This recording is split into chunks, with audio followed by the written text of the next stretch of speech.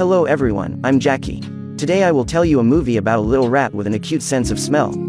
He cooks dishes that are loved by diners and becomes a chef in a high-end restaurant. Ratatouille. In the beginning, as a little rat, Remy is destined for a difficult life. Fortunately, he has an acute sense of smell. He can even smell rat poison in the food. Therefore, Remy becomes the clan's poison checker. Remy's father is the clan's leader. This chubby rat is his elder brother. In his free time, he likes to learn cooking from Chef Gusteau on TV. He finds a mushroom in the grass in his brother's cheese. The combination of two high-end ingredients accompanied by smoking and the lightning makes the food swell up instantly. It will be more perfect with some cumin. The two come into the old lady's kitchen for cumin. There happens to be a cookbook that Remy loves. Gusteau brags on TV, "Don't let others' mouths limit your dreams." Success or failure depends on your inner strength. But he got angry and died after the bad review by a food critic. The old lady sees a rat. She promptly takes out a shotgun and shoots wildly, blowing numerous holes in the house. This damage power is even stronger than the landlady. Suddenly, the rat clan falls from the ceiling. Oh my god, it's terrible. The rat army begins to flee. Remy is left behind because of the cookbook he loves. The army escapes from the river on hidden warships. The old lady goes to the bridge and shoots wildly. Although Remy saves his life with a spatula, he is separated from his clan. He drifts aimlessly in the torrent. Remy wakes up, there is only the cookbook beside him. His stomach growls, he looks away from the food picture. In his imagination, Gusteau comes to life from the book and instructs him to go up. He just wants to steal bread, but Gusteau immediately says, "Only thieves steal something to eat, cooks make food." He keeps climbing up and sees the Eiffel Tower from the roof. It turns out that he had been under Paris the whole time. The opposite is Gusteau's restaurant. Inside Gusteau's, Linguini comes to report for duty. He is hired as a garbage boy. This short guy has inherited the head chef position since Gusteau's death. Just a glance can tell that he is a bad guy. Linguini is a troublemaker, he adds a lot of things into the soup. Knowing that this pot of delicious soup will be terrible, Remy jumps down from upstairs, has a narrow escape. He nearly turns into a grilled rat. Finally, he can reach the counter. He is almost baked at a high temperature. The pot of soup was ruined by Linguini, it's horrible. Remy uses what he has learned, adding various seasonings. Linguini sees this magical process with his own eyes. He is very shocked. The soup is carried out.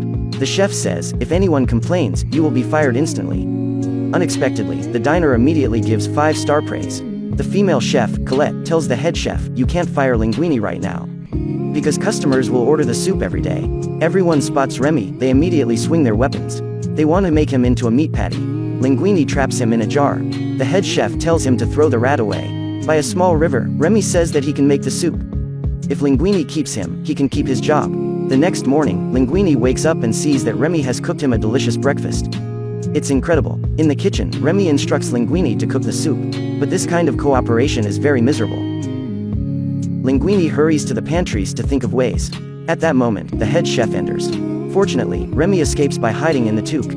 This is a good way, the little rat hides under Linguini's toque, instructing him to cook by pulling his hair. Of course, it doesn't go well at first, but it can save his life. After practicing day and night, the rat finally can skillfully instruct Linguini to make a pot of soup. Not bad, it tastes good. Linguini's job as a chef is saved. But if he wants to survive in the kitchen, he has to deal with the tough woman Colette.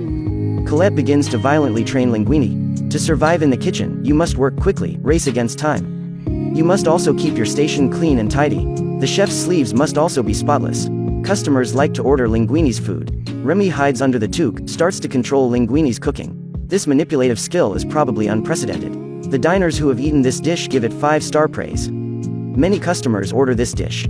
Linguini finally gains a foothold in the kitchen. The head chef accidentally sees the little rat in his toque, but it is gone when he looks again. Remy is now lying in the corner enjoying food. There is a strange noise on the other side. It turns out that his brother came to search for food. Remy goes into the kitchen and finds something to treat him. His brother is a rude guy. He swallows the food without tasting it. Even with Remy's dedicated guidance, his brother still can't eat differently. It seems that natural talent is required to do this. Remy returns to the rat clan. Everyone missed him in the days without him. Finally, the rat clan has a food safety inspector. But Remy says that he is tired of stealing things. He wants to make food for humans. His father thinks that Remy is stupid and naive. He takes Remy to the rat poison store and tells him that rats are always the most annoying species for humans. Being close to humans is like committing suicide. But Remy thinks, I control my own life. As long as I have the will, I can change my life. He gets inside Linguini's toque and continues to command him. But Linguini cleaned the kitchen all night. He is exhausted now. Just then Colette enters the kitchen. Seeing Linguini's lazy look, she slaps him to wake him up. Linguini wants to tell Colette that he doesn't know how to cook. But he dare not tell the secret. Remy takes the opportunity to spark the love between them. At the same time, through the lawyer's investigation, the head chef discovers Linguini's identity is not simple. He is Gusto's illegitimate son. He wants to snatch my job. I must find a way to chase him away. One night, the tough woman Colette drives a cool motorcycle carrying Linguini for an airing. Remy accidentally falls on the road. The passing vehicle almost kills him. He becomes a disgusting rat crossing the street. Is it because he is a little rat that he has to live in my shadow forever? Remy doesn't want to accept his fate. He comes to the head chef's office to steal the key, accidentally seeing Gusto's will. He finally knows that Linguini is Gusto's son. The head chef spots Remy. Remy immediately takes the will and runs wildly. A person and a rat start the performance of Fast and Furious. Remy flies onto a ship, the head chef catch up again.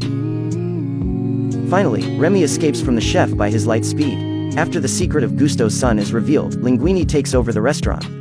The selfish chef has been driven away. There is no longer the scene of the past. Linguini regards Remy as a good brother. They live in the most luxurious villa with the most beautiful view. Unfortunately, the good days end soon. The food critic who angered Gusto has eyes on their restaurant again. That food critic is known for bad reviews. Linguini is nervous and has a big fight with Remy. The little rat is not easy to push around. He brings his clan along. They will empty the pantries tonight.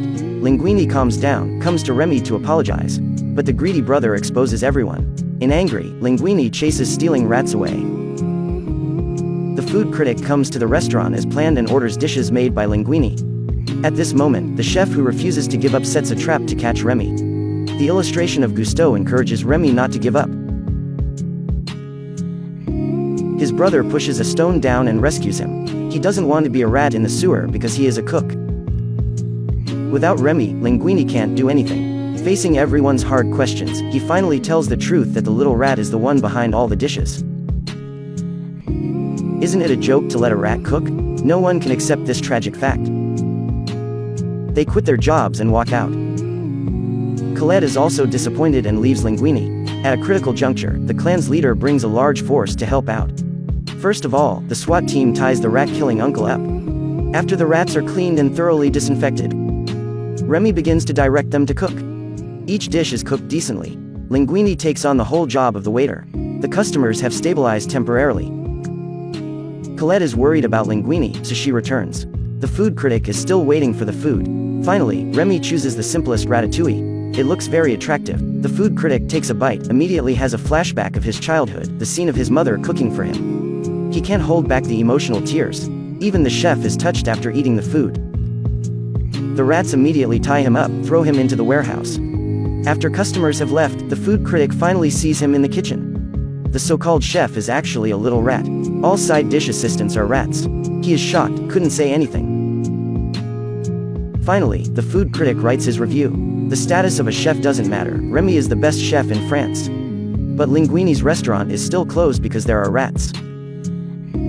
They open a small restaurant. The business is enough for them to live a worry-free life. The customers eat downstairs, the rats hide upstairs to enjoy. This fantasy movie is called Ratatouille. The only person who can define you is yourself, not anyone else. Just dare to think and dare to do. A rat can become a chef. If you like Jackie, follow Jackie. See you next time.